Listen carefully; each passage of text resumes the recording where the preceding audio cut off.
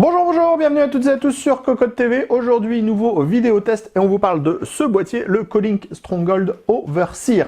Un boîtier hyper accessible, 49,90 € et qui propose deux ventilateurs de 120 mm, un panneau en verre trempé, un châssis moderne avec un cache alimentation et on a même la possibilité de mettre la carte graphique à 90 degrés.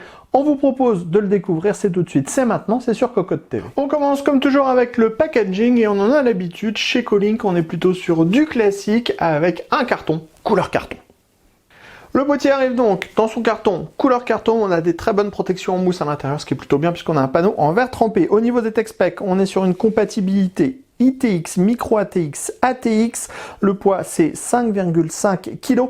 On pourra mettre des cartes graphiques jusqu'à 330 mm, des ventirades CPU jusqu'à 175 mm et au niveau des dimensions, on est sur 415 mm de profondeur, 215 mm de largeur et 460 mm de hauteur. On commence avec le style.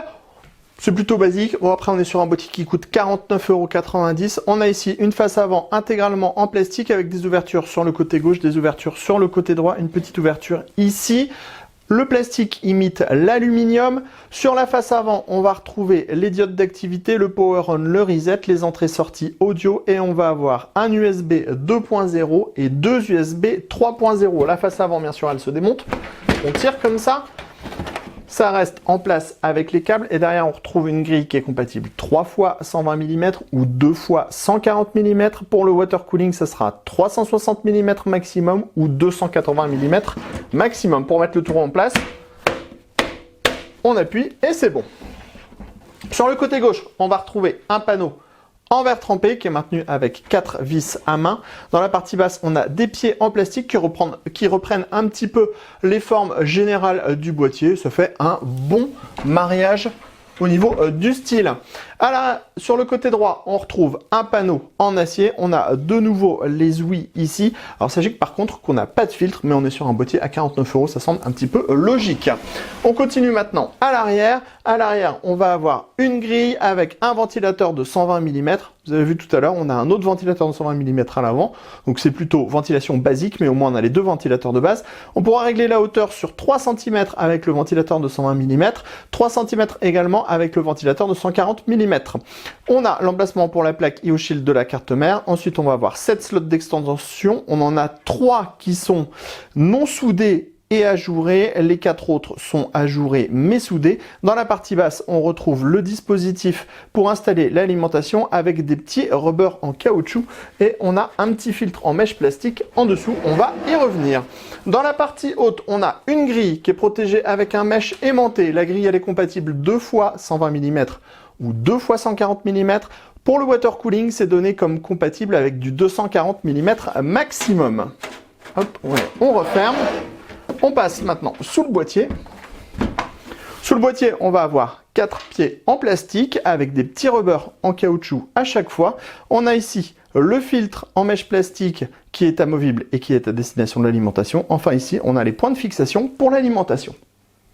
On découvre maintenant l'intérieur de ce boîtier Overseer, on l'a dit, compatibilité ITX, Micro ATX, ATX. On a un large accès backplate pour le montage du ventilate CPU ou de la IO water cooling, c'est plutôt bien. On a des passages dans la partie haute, des passages sur les côtés et des passages dans la partie basse au niveau du cache alimentation. Ensuite, on va avoir le droit à une petite platine sur laquelle on pourra fixer différentes choses, comme par exemple un petit réservoir de water cooling.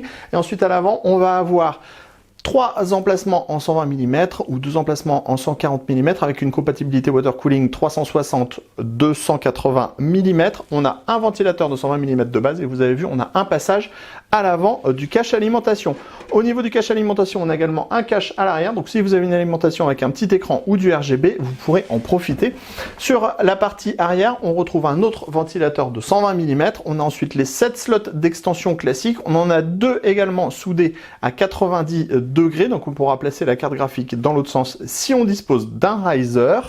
Et dans la partie haute, on retrouve de nouveau notre grille en 2 fois 120 mm ou 2 fois 140 mm, compatible radiateur de water cooling en 240 mm maximum.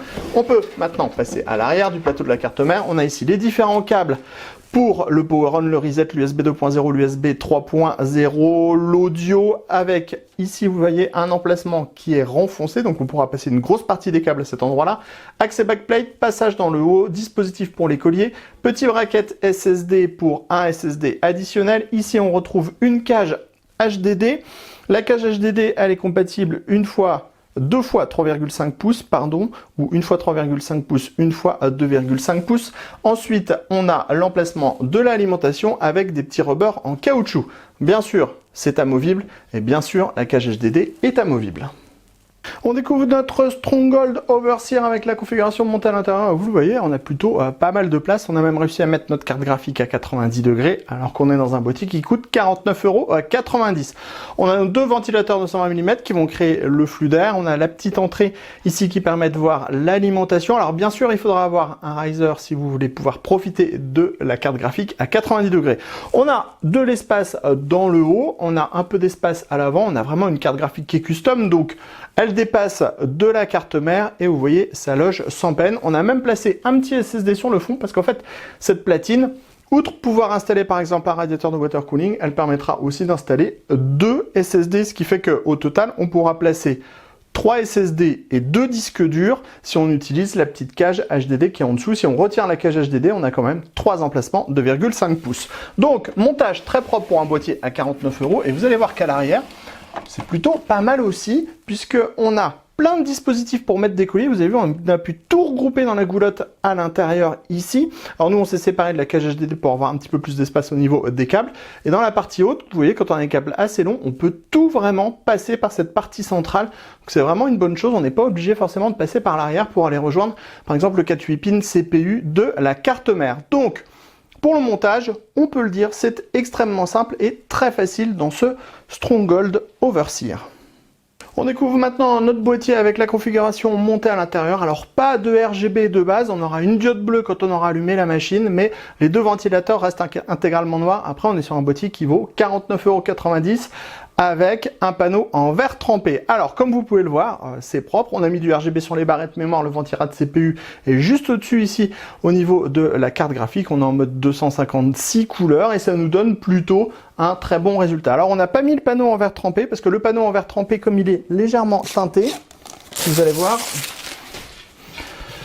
comme il est teinté, on voit beaucoup moins le RGB à l'intérieur. Alors pour la fin de notre vidéo, on s'est dit que ça serait sympa si on vous montrait un petit peu plus à l'intérieur sans ce panneau en verre trempé.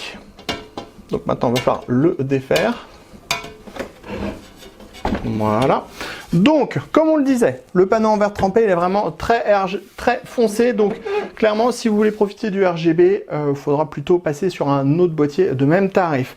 Par contre, une chose est à dire, les deux ventilateurs de 120 mm en 5 volts sont inaudibles. Hein. On est à 31,6 dB, c'est-à-dire le même niveau de la pièce. Et quand on passe à 12 volts, c'est plus audible. On est à 43,7 dB. C'est logique, on a un ventilateur qui doit aspirer son air à travers des petites grilles. Pour les performances seront basiques. Deux ventilateurs de 120 mm, un à l'avant, un à l'arrière. Ça permet d'avoir des performances qui sont basiques. On a un flux d'air à l'intérieur. Ce qui influencera le plus les températures, c'est le ventirail de CPU que vous allez installer ou encore le type de refroidissement sur la carte graphique. Alors après, voilà, deux ventilateurs de 120 mm, ça fait le travail, même sur une config gamer, à condition d'avoir des bons composants pour refroidir les autres éléments.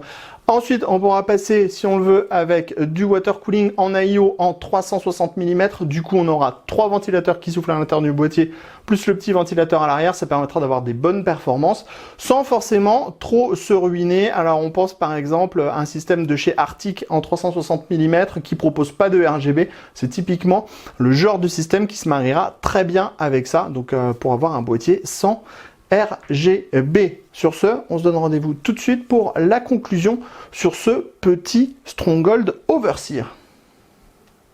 Il est temps de conclure sur ce Stronghold Overseer par Colink, un boîtier qui est proposé à 49,90 € et pour 49,90 €, on le dit, le boîtier fait le travail.